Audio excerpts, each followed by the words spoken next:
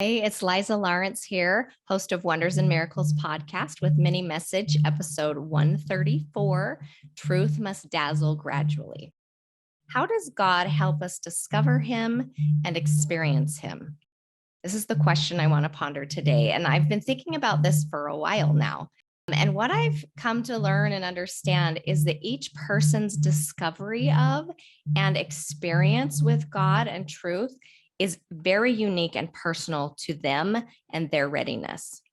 I believe we have to have our own experiences with God before we wholeheartedly align with him, before we're all in. And God wants us to be all in. In James 1:8, it talks about not being double-minded. It says a double-minded man is unstable in all his ways. God wants us to be all in and united with him. It has to be that way, or we won't truly become believers and converted to the gospel. A woman once came to a great teacher and said, "Although I attend church regularly, I don't feel closer to God." How many of you can relate to that? I know I've felt that way in my life at times. And this wise teacher said to her, "If I tell you that a fruit has a certain color and that it is sweet, and if I tell you how it grows, you still understand only the non-essentials about it. To know its distinctive flavor, you yourself must eat it. Similarly, to realize truth, you must experience it. I can only arouse your appetite for divine fruit. Why don't you get busy and take a bite?" I love this because I think this is the only way that I know of to truly know God is to taste of the divine fruit. But this is more often than not a process. The discovery of God isn't just a moment, although some people do have those moments with near-death experiences. But even then, when they come back, it's still a process of learning and growing. And that's the way it is for all of us. Even Jesus had to grow this way. The scriptures talk about learning line upon line and precept upon precept, grace for grace. And in Luke 2, verse 52, I'm going to go to that. It says, "And Jesus increased in wisdom and stature and in favor with God and man," meaning he grew. He had to continue to learn and grow in wisdom. He increased. He didn't just have it all. Sometimes we think that maybe he did. But when I teach child development, and that's part of the process is developing. When I was teaching kindergarten and first grade years ago, I remember my first year teaching kindergarten. I was amazed at how different the levels of readiness my children were when they came in. I had children coming into kindergarten reading. I even had one little boy who was reading chapter books at age 5, which was more advanced. And then I had children who had never even held a pencil, never even held scissors, and they had no idea that their name was made up of letters or what letters were. So I had this vast range of readiness. And at that time, by the end of the year, the expectation was that all these children would be reading.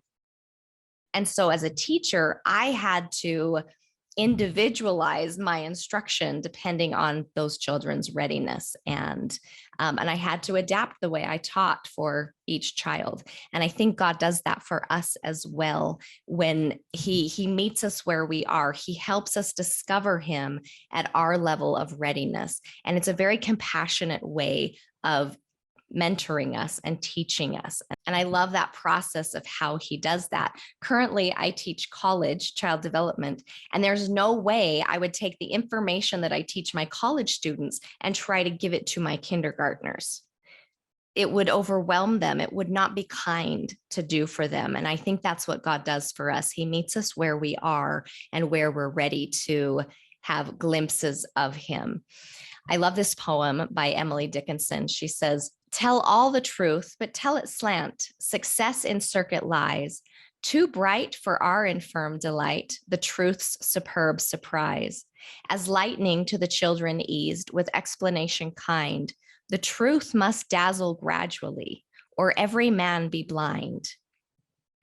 So I've been reflecting on that this week and on how we get to know God? How does God help us discover him and find truth? And how does it dazzle us gradually without overwhelming us? So we're not shocked and turn away, because that can happen.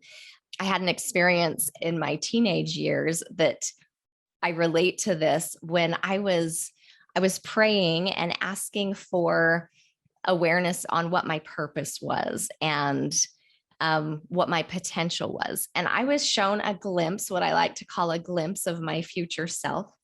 And I saw myself public speaking, and it felt like I was like a motivational speaker to a large audience and inspiring, younger people.